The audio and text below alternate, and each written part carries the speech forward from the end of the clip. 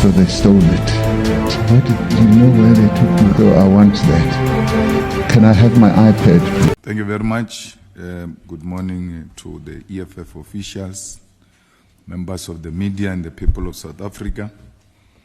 The economic freedom fighters extend its heartfelt condolences to the Vatican, to the Catholic Church, and to the Catholics around the world on the passing of His Holiness Pope Francis.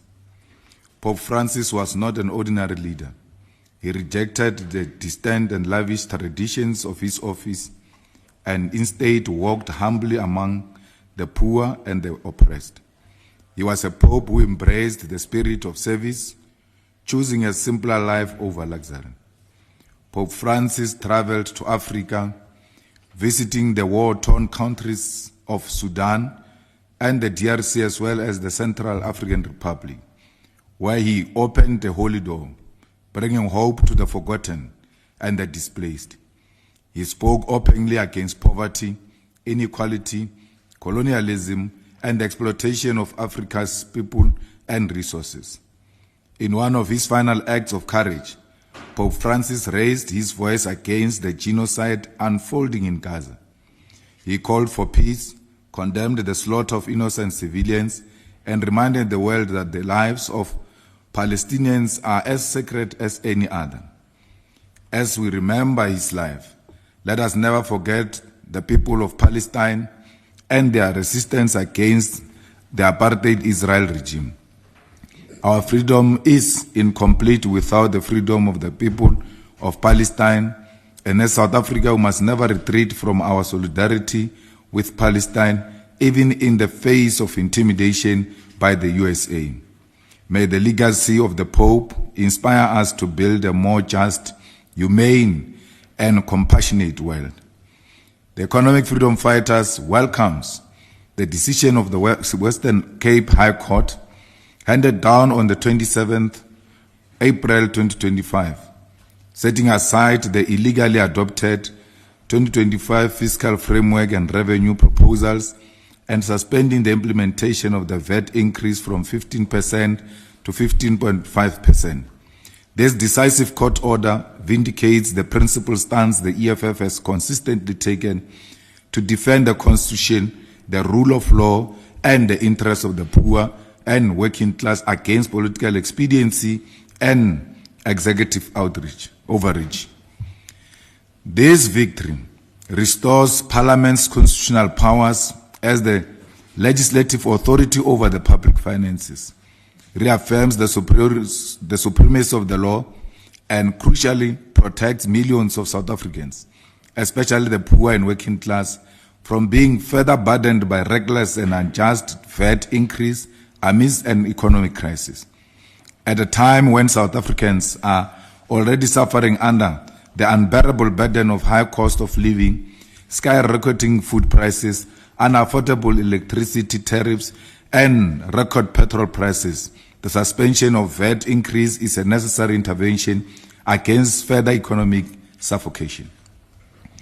The EFF has long warned that the current Minister of Finance and the leadership of the National Treasury are incompetent, untrustworthy, and incapable of tabling a credible, believable, and lawful budget. From the onset, it was clear that they were detached from the economic realities faced by ordinary South Africans. The crisis began with the minister's catastrophic attempt to table the original 2025 budget on 19 February 2025. The budget collapsed under the weight of public and political rejection of the proposal to increase VAT by 2 percentage points and the refusal to implement the inflationary adjustment of income tax brackets.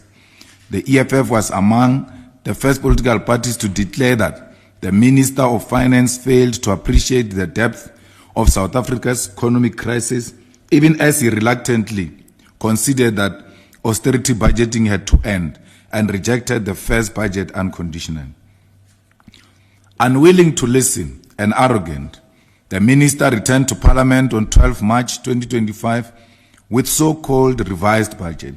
Yet the core proposal remained the same, a VAT increase, albeit now by 0.5% for the 2025-26 financial year. The EFF immediately rejected this revised budget, rightly identifying it as a shallow political compromise aimed at appeasing financial markets, not a genuine response to economic stagnation and mass unemployment.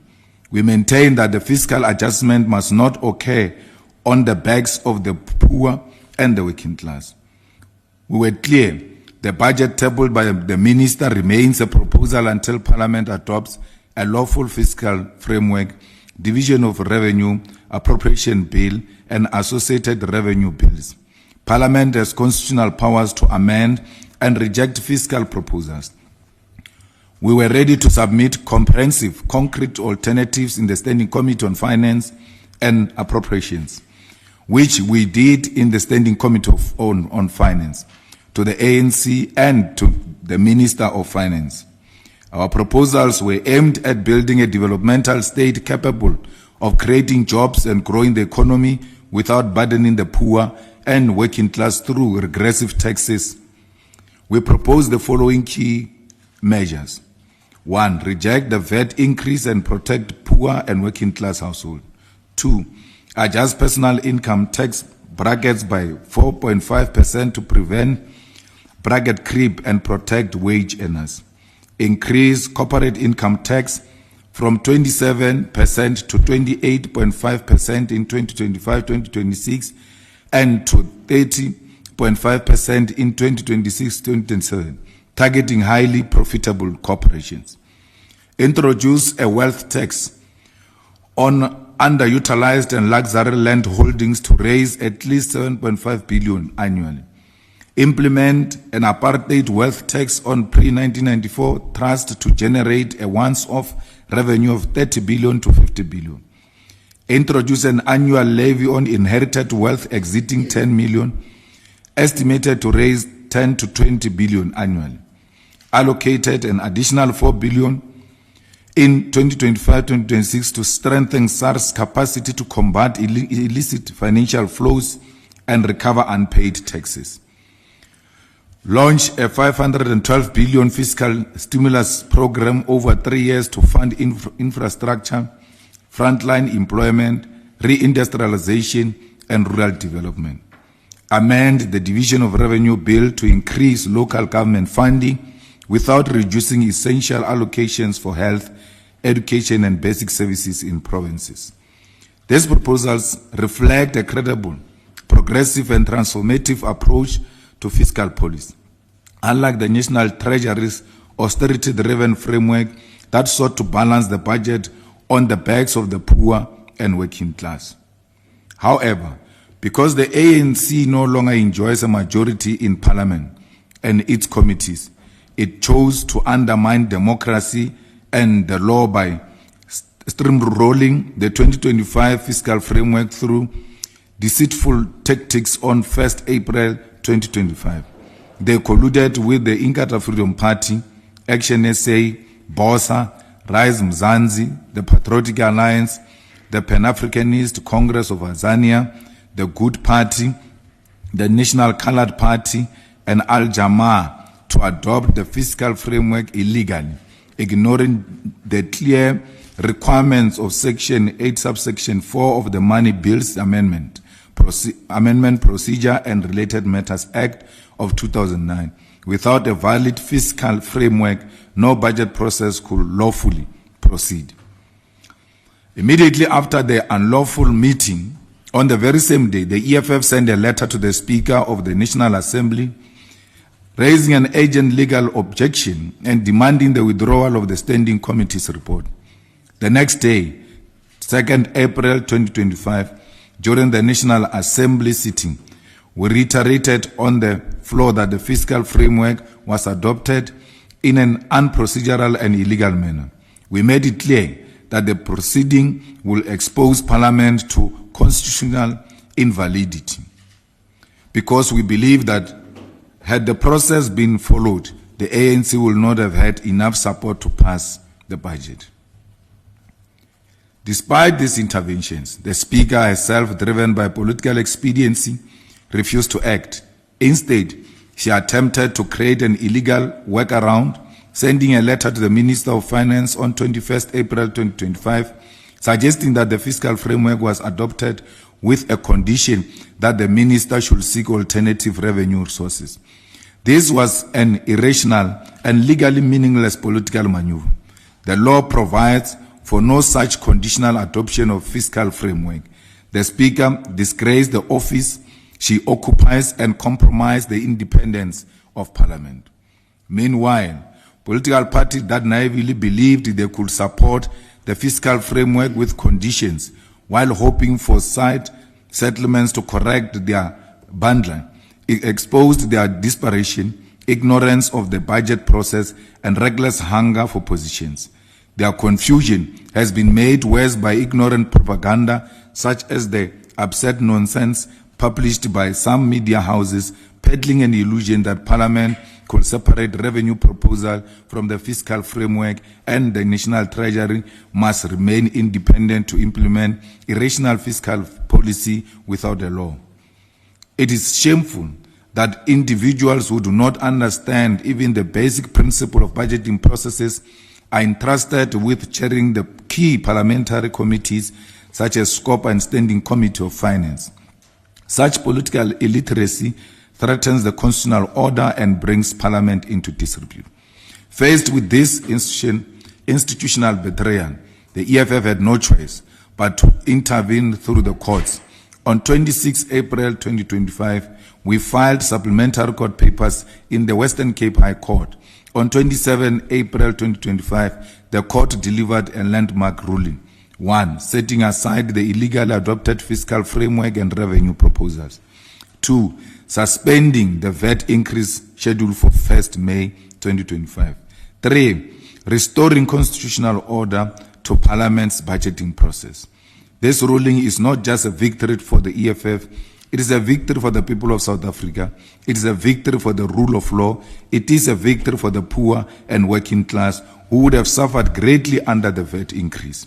It is important to emphasize the court judgment does not validate the side shows and political chances that occurred outside Parliament by disparate parties seeking relevance. It is the EFF's strategic, legal and parliamentary intervention that achieved this outcome and stopped the VAT increase. In light of this decisive judgment, the economic freedom fighters called for the immediate resignation of Finance Minister Ino Godongwana and the National Treasury Director General Duncan Peterson. These individuals have proven themselves incapable of formulating a lawful, credible and developmental budget. They have lost the confidence of the people of South Africa, and the business community should not trust them. It is the business community that has spent billions on changing their VAT system for nothing and should pursue any means necessary to hold the government accountable. South Africa now faces an urgent task. A credible third budget for the 2026 financial year must be tabled by no later than July 2025. The current government must either deliver a lawful budget within this time frame or accept that its failure to do so will trigger a constitutional crisis leading to its collapse and fresh elections. The EFF stands ready to engage meaningfully and table substantive proposals to ensure the new budget focuses on economic recovery, industrialization, mass employment, and the restoration of public service. We will reject any attempts to impose budget cuts, austerity, or regressive taxation on the people of South Africa. We emphasize, while the VAT increase was a particular trigger, the entire 2025 budget, as formulated by the Minister of Finance, is fundamentally flawed. The National Treasury's neoliberal dogma, obsession with austerity, and blind loyalty to the white capitalist establishment have no place in South Africa's current economic realities. The EFF has consistently led from the front in Parliament and society. In the 7th Parliament, we recommended ourselves to be effective and constructive opposition. This is evident in our Back to School campaign by all elected public representatives, our superior contribution during the State of the Nation address debate, our exposition of corruption during the National Youth Development Agency interviews, our introduction of the student debt cancellation bill, our leadership in exposing illegal parliamentary process, and now our victory in resetting the 2025 budget process at a defining moment for South Africa. This makes us, from yesterday, the official opposition party in South Africa. The EFF will continue to act with strategic clarity, revolutionary discipline, and unwavering commitment to the poor and working class to defend, rebuild, and advance the struggle for economic freedom. We call on all political parties, civil society organizations, trade unions, and academic institutions to work with us in the next phase to rebuild the national budget in a way that serves all South Africans, not just the rich. Victory belongs to those who defend the Constitution, democracy, and the people, and not to those who sell them out for political survival. I thank you. Thank you very much to the Commander-in-Chief and President of the official opposition. We will now take questions from members of the media. You'll be number 1, you'll be number 2, you'll be number 3, you'll be number 4. And let's proceed quickly. Samgel. Okay. The question to the official opposition, the EFF. I wonder what Floyd has to say about that.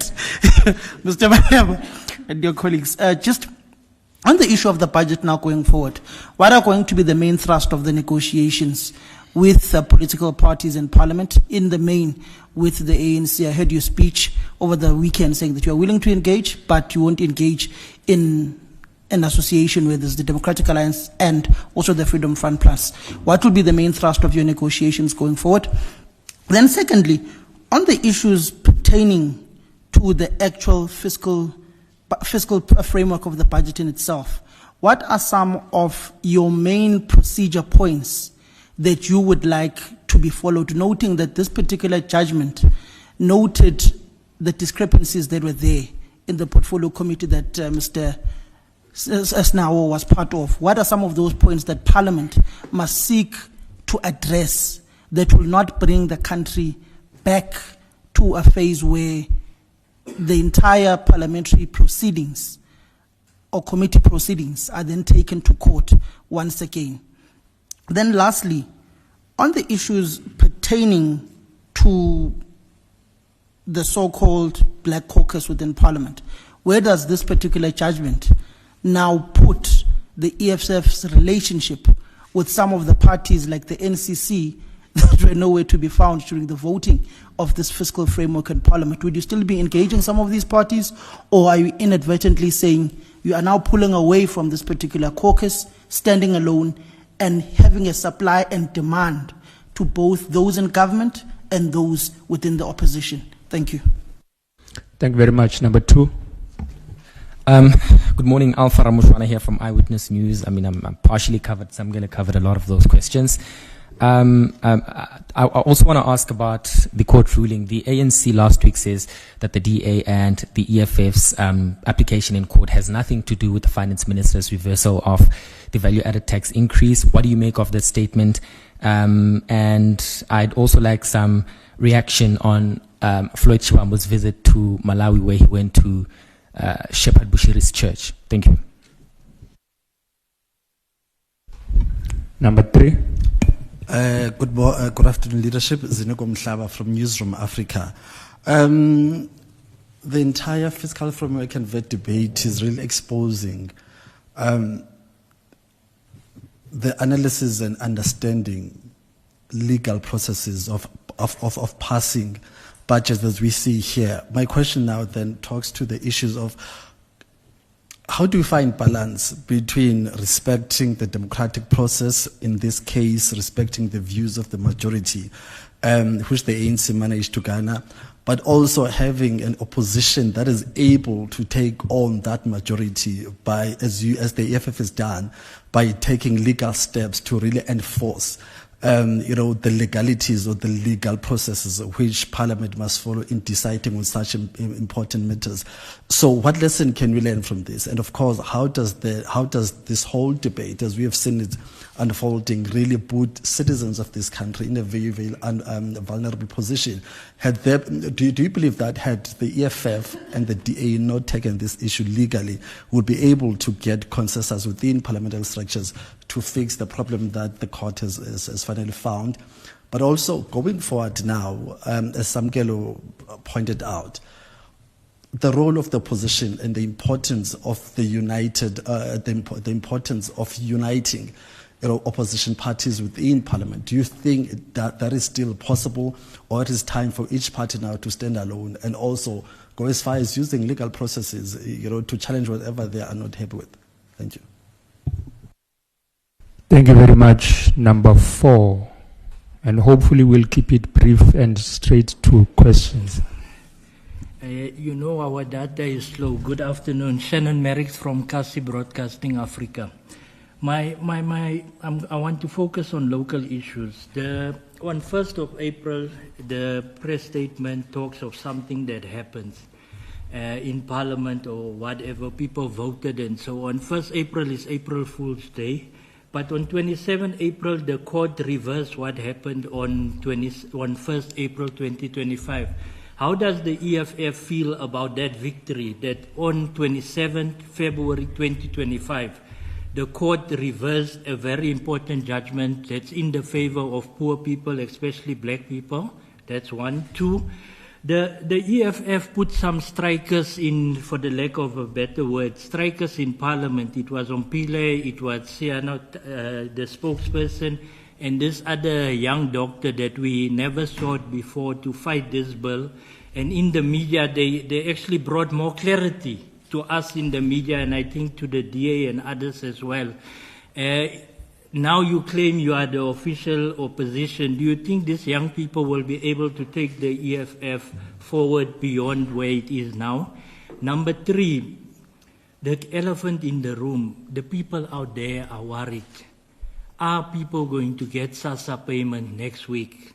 Are the poor black child going to get their feeding scheme next week? Are the Gogos going to get the grant? And the most important thing about the disability grant, pension, old age grant, and child grant, will they get the increase of the grant? Because remember, the increase now is part of this budget that, give or take, I'm not the doctor that gave the analysis of the budget, but now there's no budget. Thank you. All right, thank you, President. Thank you very much. You and the TG must be ready to also answer questions because you are members of the committee. You can provide more clarity on the processes that unfolded.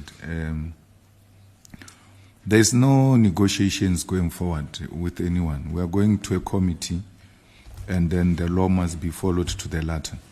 So there's no one who's going to be seeking any favor from anyone. We outlined what we want in the budget, and we've even put that down, sent to the ANC, sent to the minister, and we've even published those things that we are talking about. So you will know that once we agree on such things, it means that the ANC, if it wants to win us over, it has to reach out and agree on some of those issues. Issues like the increase of corporate tax, the apartheid tax, and those underutilized land tax, and so many. So these are not necessarily about everything else, except that this is where we can generate revenue. Instead of going to target the poor, let's go to the people who matter the most, who make money, and collect more taxes from them.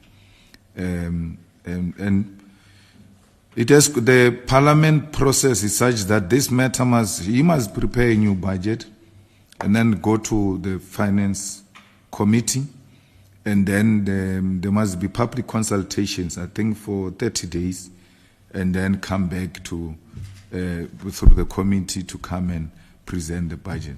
So in all of those days, there will not be budget. So which means in the absence of the newly adopted budget, you use the previous budget. So that's where we find ourselves. The Progressive Caucus is there. I mean, even when we went to, what do you call it, to vote for budget, we had a meeting of the Progressive Caucus. We took a position with the NCC. The NCC was there.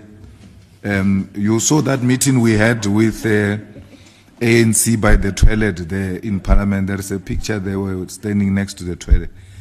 The ANC was asking us to abstain so that they can get the numbers, because they were not sure about the numbers. They were asking us to abstain. And they went to do that to NCC. They said they must abstain.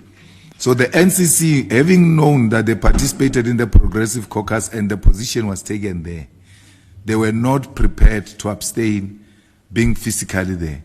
So they pretended like they are going outside for something and then they disappeared, which is a very unacceptable practices. I mean, we must not relate as if what is on the street. You can just, mislead people and disappear.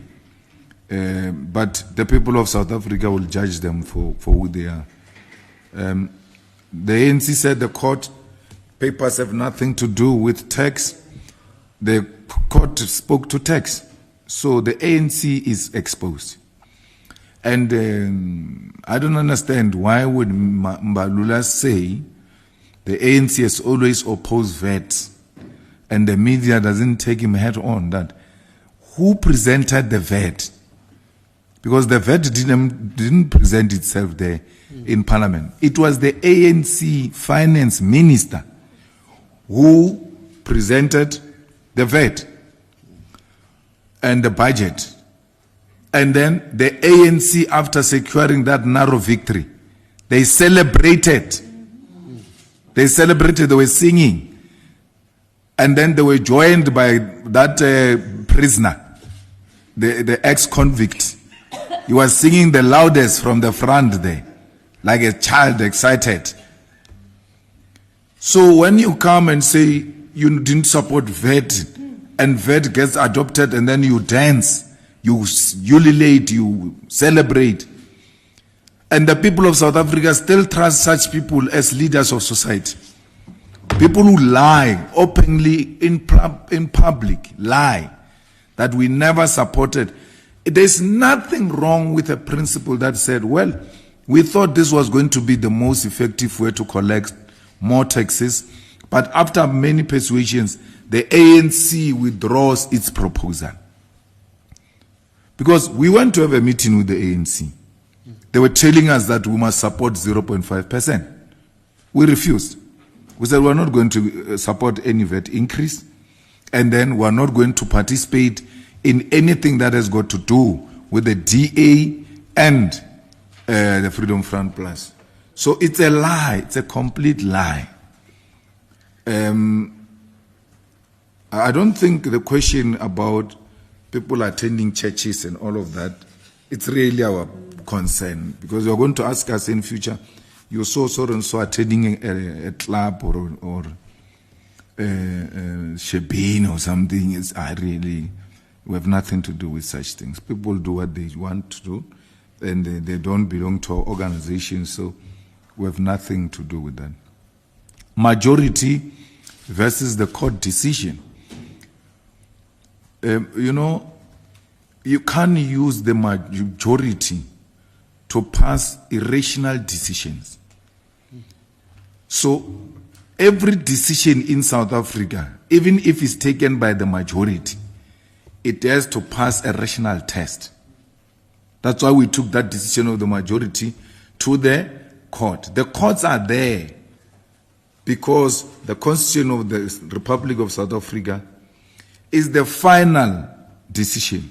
It's not politicians who take final decision. Politicians can debate, take a decision and all of that.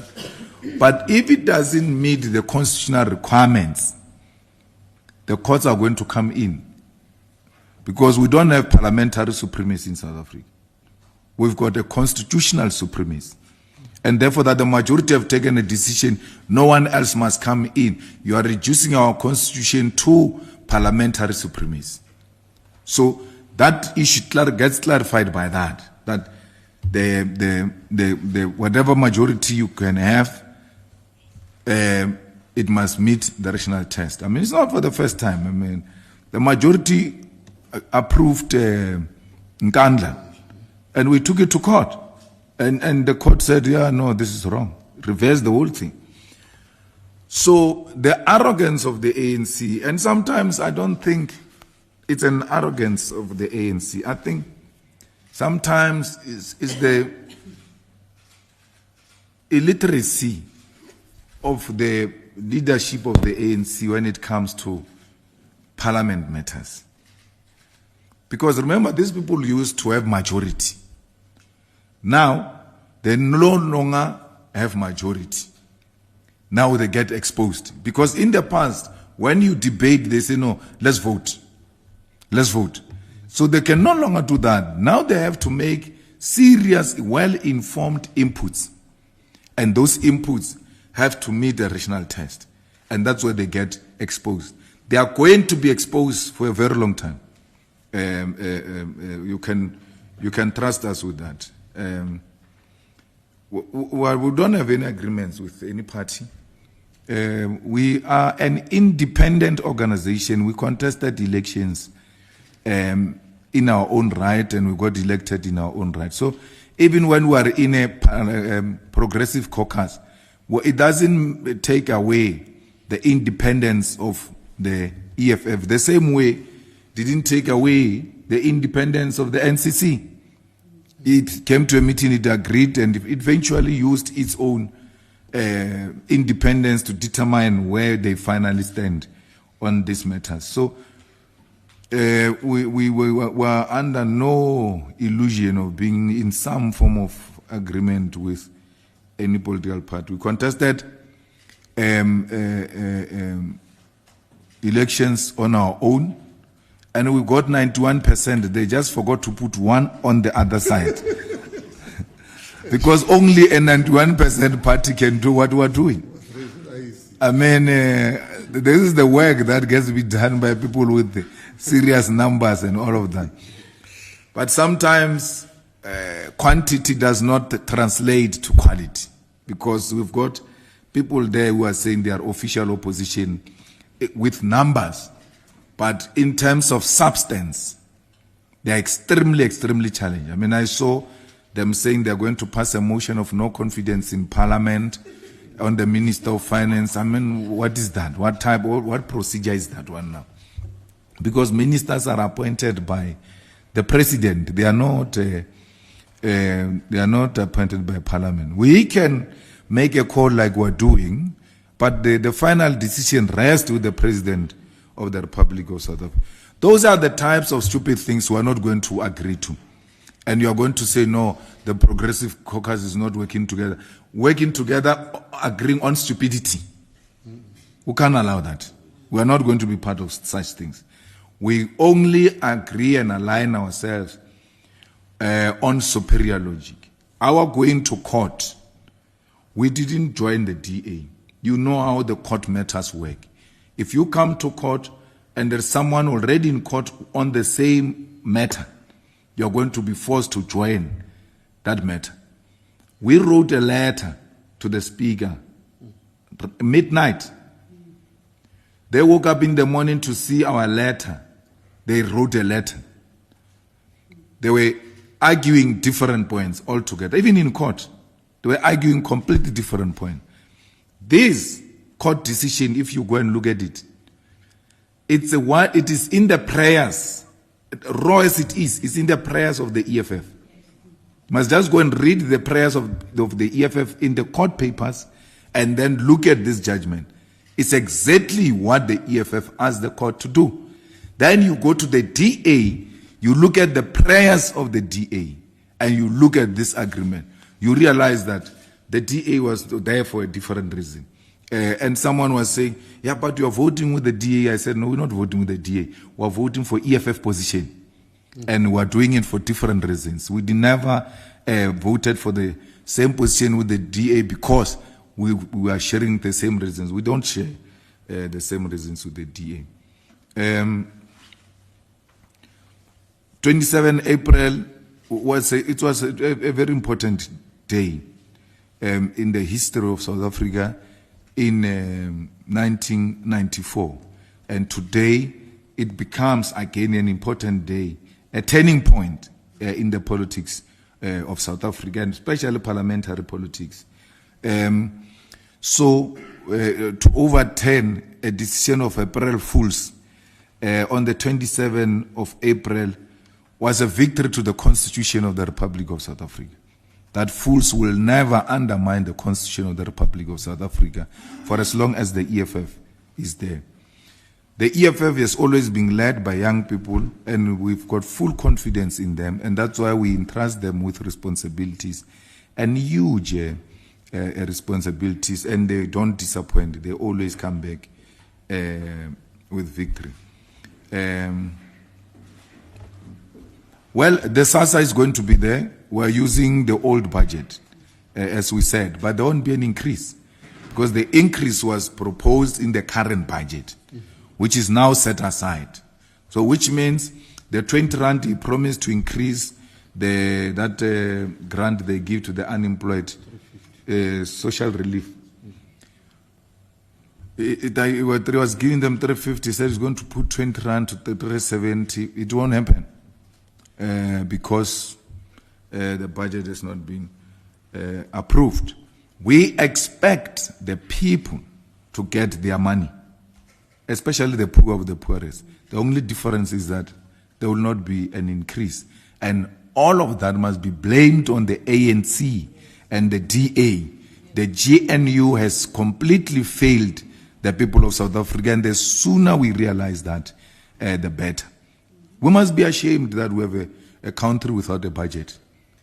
Everybody must be ashamed that there is no budget in South Africa today as we speak. And what is worse is that those people are going to pay the cost of what could have been avoided had they listened to the superior logic. The TG, when she closed her debate, she told them, we'll meet in court. And they thought we were playing. I don't know why these guys are not replaying that thing there in the EFF social media where she tells them, we'll meet in court.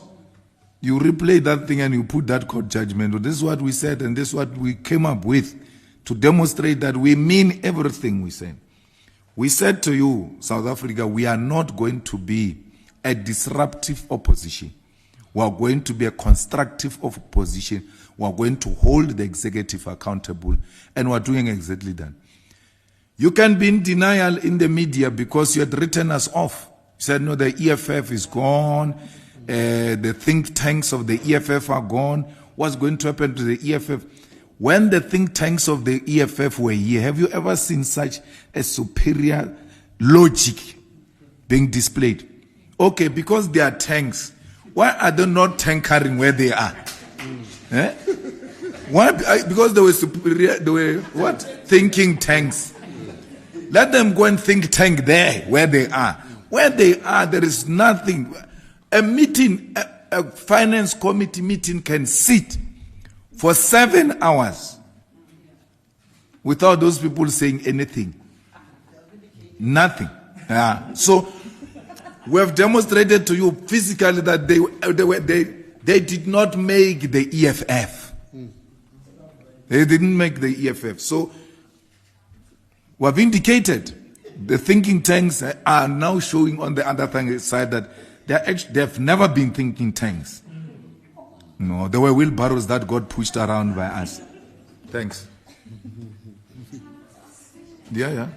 Thank you, President. Yeah, we're opening the round of questions now. So we'll take you first, Heidi. We'll do the process as we've been doing it.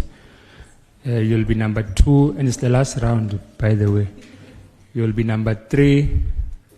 Going, gone. Number 1. Mr. Malema, you basically answered my question, but if you could just elaborate a little on it.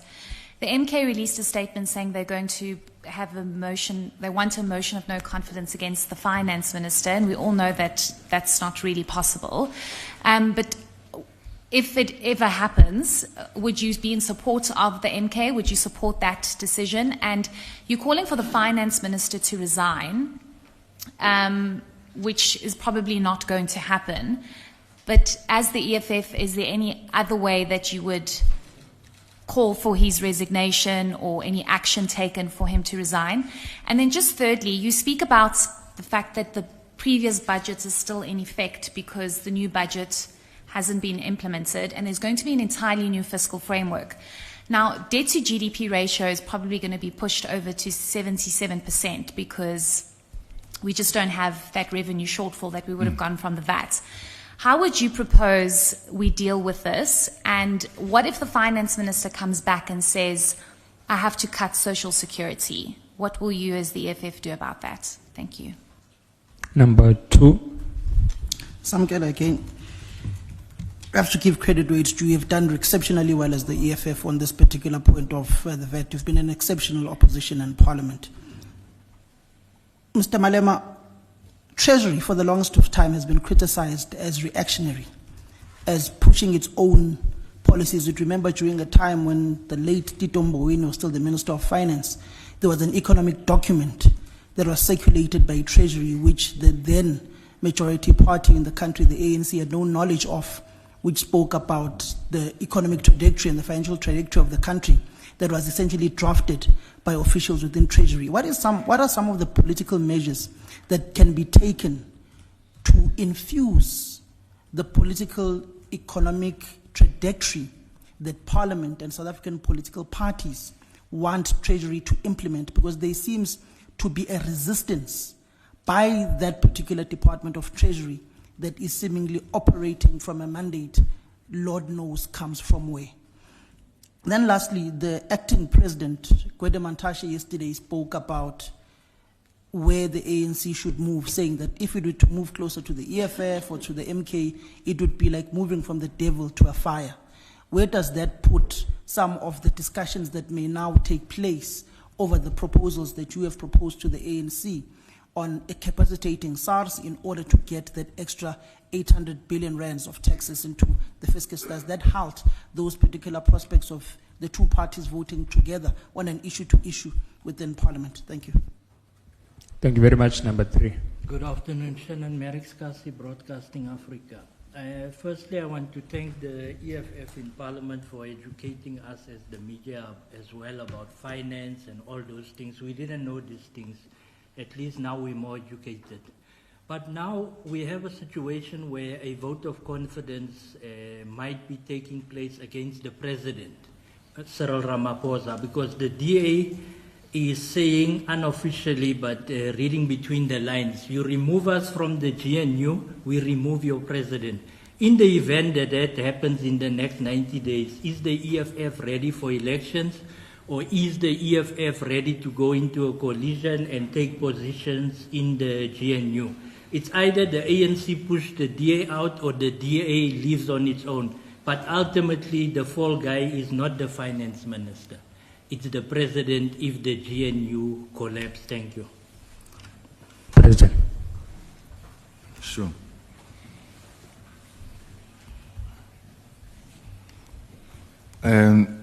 We will not support the MK motion because we don't think, like I said, doesn't make sense. They are well entitled to make those positions about this or that, but where they are right, we'll support them. But we don't think that is the way to go.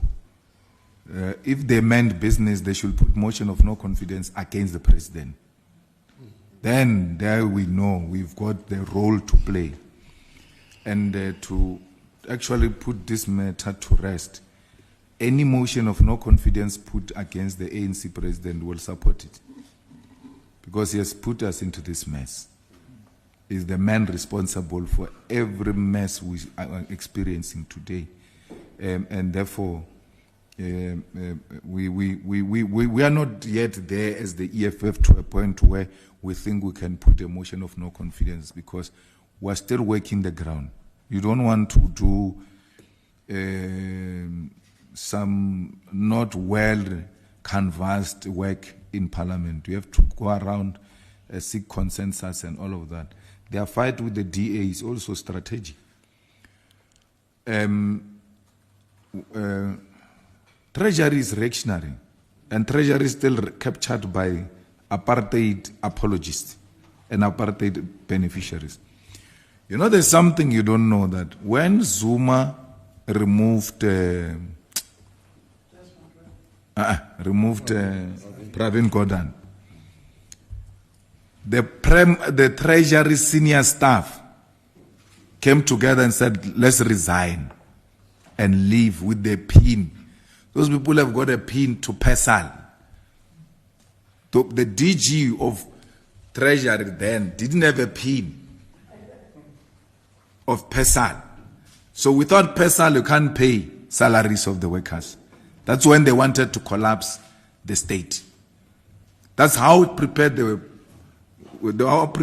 were to collapse the state in favor of an individual, which is treasonous. I mean, if you start disappearing with the pin that pays salaries, and then those things that pay the tenders and this and that, service providers.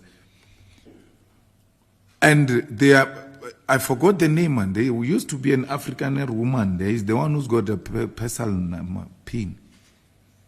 Her and her alone has got that access to the thing. So she can disappear. We're gone, we're finished. For sure it is in her will. Or if she dies, the pin must be given to so and so.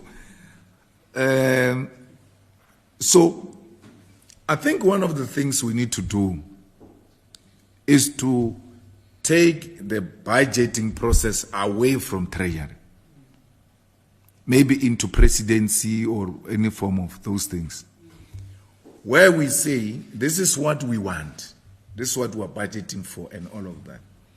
And then they must pay.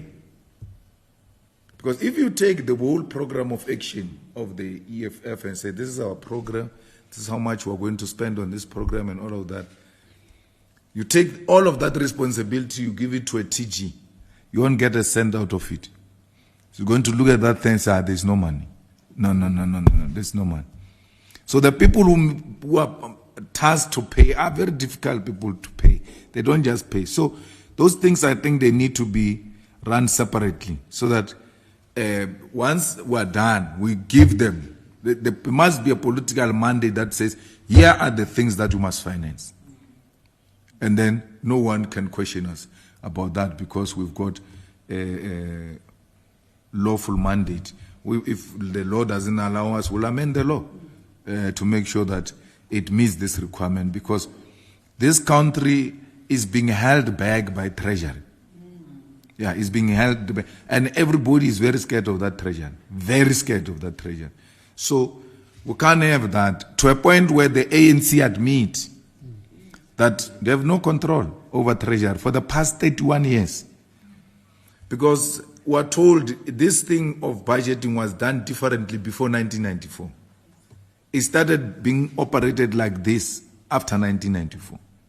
Why? They knew that they must capture the Treasury. Even if these ones capture the political power, they must still go through us. So we need to liberate and transform that Treasury. You know, where they must not just speak loosely. You know, things are not working. Eh? You don't just speak like you have power, from devil to fire, whatever. They are going to pass a motion of no confidence there in Parliament. What is God going to do? It's going to go to fire. That fire will not be fire because you now want it to support you in defense of the president. It will be water now.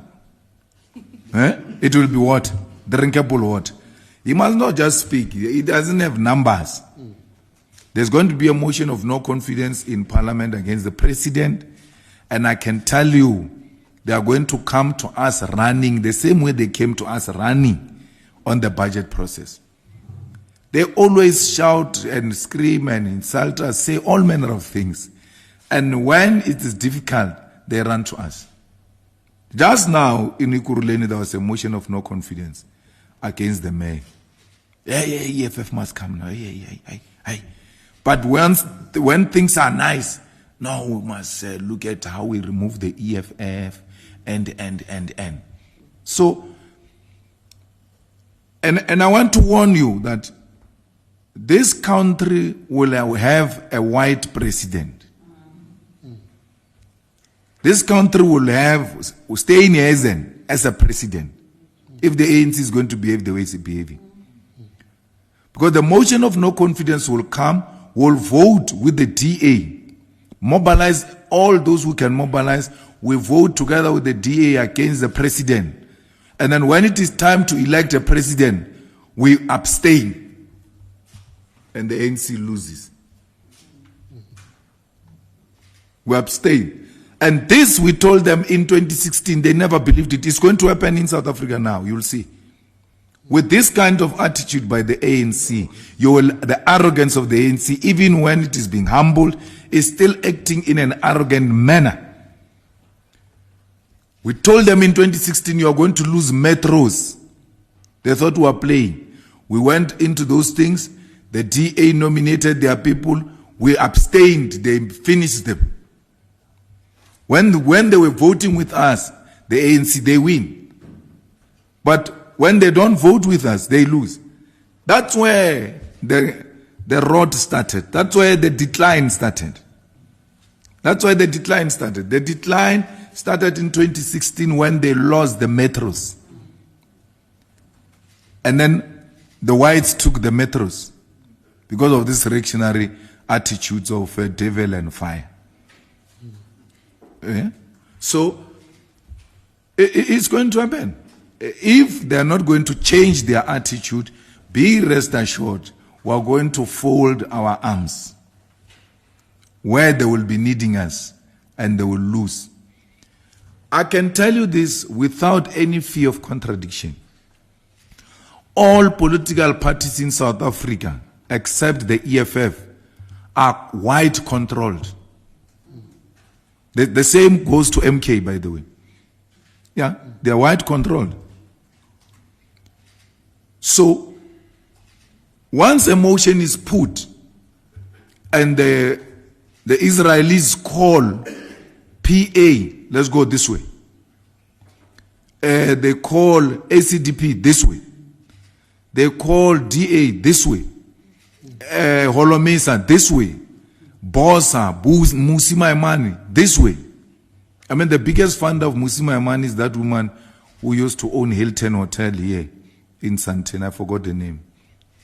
So, all of them, they can just be told we are all moving this way. And you can see those Mapantiti, they don't have any principle. And they don't pretend. They tell you, now we go where we're eating. If there is no eating, we are not going. So if we realize this thing, if they realize this thing is collapsing, they are going to move to the site where there is eating. So they don't even they are not pretentious about it. So the GNU has completely failed. The GNU effectively has collapsed.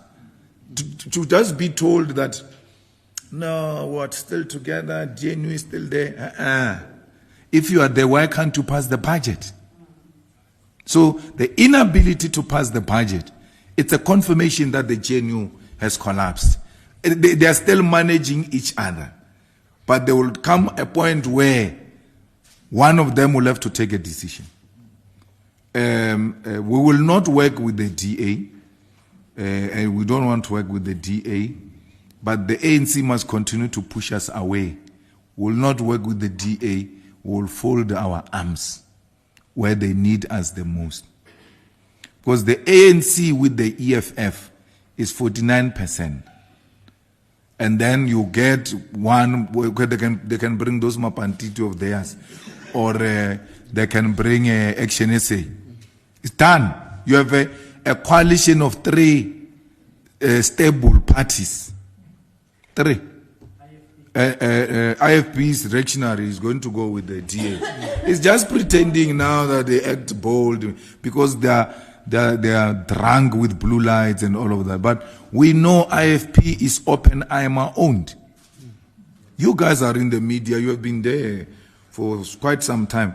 You have attended, because you are a media, you have access to the most strategic positions and all of that.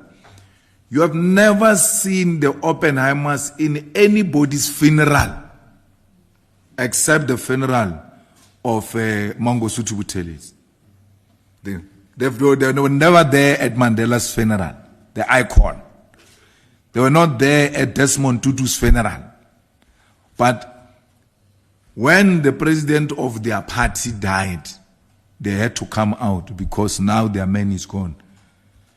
They gave the IFP 10 million, now 20 million now for these elections.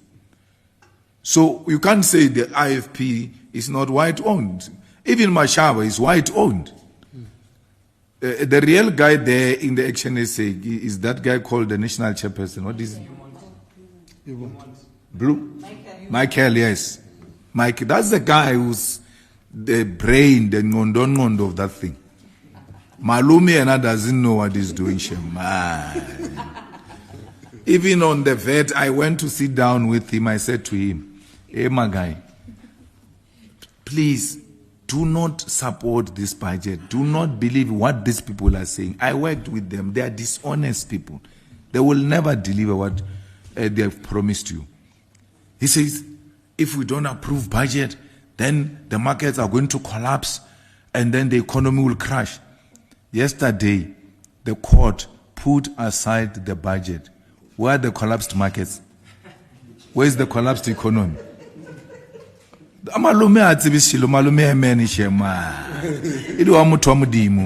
real person there is Michael. Yeah. So, and the PA told you straight, we're with Israel. Yeah, we're with Israel. And that's how they are being managed. So, if Israel doesn't resign, there's nothing we can do except to continue to put pressure. We have to put pressure on the president because we don't have confidence in the finance minister.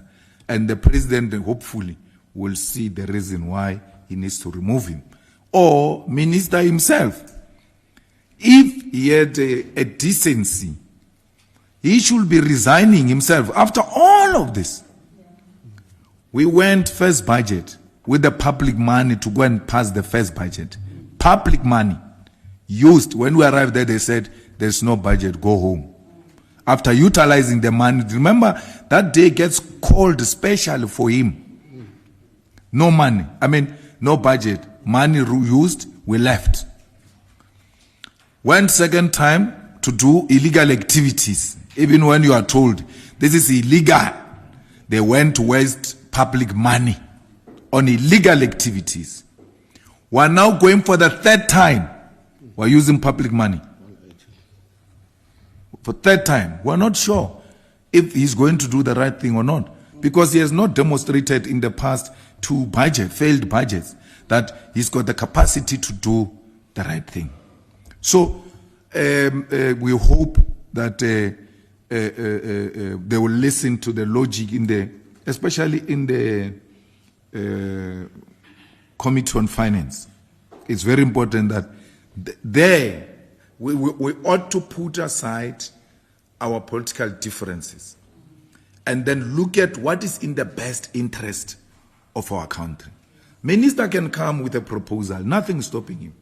But we should have the capacity, and we're empowered by the law, by the way, to amend that proposal of the minister. Once amended, we now reach consensus in the committee, we take it to parliament, we pass it. The ANC still wants to rule, and that's what we told them. You still want to rule as if you still have numbers. You don't have numbers. You must accept that you don't have numbers. I even gave them a very silly example, but it's a good example which we've been told and when we're growing up, that when you are HIV positive, the first start for you to live a normal life is to accept that you are HIV positive. Then you start taking your medication. And then you live a normal life. The ANC must accept so that it can take its own medication. Their refusal to accept will lead to them not living a normal life. So we've made that very clear. I'm very disappointed with SARS, I must say. And I hold this, a commissioner of SARS in high regard. I've got a huge respect for him for one reason, that he hasn't used SARS for political maneuvering and pursuing people and yes, done SARS work where he wants his money, and he doesn't go after individuals. But for him to issue a letter or a statement saying people, those who are already adjusted to 15.5%, there's nothing wrong, will after 15 days reverse it, and then but otherwise the rest of you must pay 15%. What informed that? Because the matters were still in court and they were respondent in that court case. So we don't understand what forced him, because he knew that the minister cannot reverse a decision of parliament. So now the minister makes an announcement that he's reversing the decision of the parliament. SARS enters. He says, no, we are now paying 15% when parliament has passed 15.5%. And then he comes now, before we came in, the reason why we are late, SABC asked us to start at 12:20 because they were going to interview the commissioner of SARS. So we had to wait for them. Very important people. Of course, we had to listen to, we also wanted to hear what he was saying, or what he wanted to say. So, when we are there, he says, if the people's, vet vendors have already adjusted to 15.5%, and you go into a shop and they charge you 15.5%, you must immediately ask for refund there by the counter, right? So, which means our people now must go with calculators when they go shopping. That's what he says. After buy, you must calculate how much must be brought back to you. Why? And how many of our people have got such knowledge? Because our people don't even look at those things. They just take a receipt and off they go. Our people are going to be ripped off. When he says they can take, those who have already adjusted, they can take 15.5%, and then in 15 days' time, they will refund it back. Who's going to benefit from the interest of that man? Because money, wherever it's lying, supposed to generate interest. So people are going to keep our money in their bank accounts, and then say for 15 days, I'm keeping this money, we'll release after 15 days, and then they give you your money, and then they keep the interest. So we can't allow that. And what kind of SARS is this one that, agitate for two separate VATs? There must be a one of 15%, and there must be a one of 15.5%. If you were not convinced that there is uncertainty in this country, just listen to what SARS is saying. Just listen to what SARS is saying. No, others can take 15.5%, others can take... SARS is supposed to say the VAT of South Africa is 15%. Anyone who's going to take more than that, it's an illegal activity. They must reverse it. They must go back to those vendors of VAT and tell them, whoever adjusted, go back to 15%. That will also be a demonstration that SARS respect the court. The court has now made a decision. Maybe they were doubting us and all of that. That's fine. The court has now made it very clear. The VAT in South Africa is 15%. Anyone who collects more than that, it's an illegal activity, must be charged with fraud. Fraud. Which law are you using to charge people 15.5%?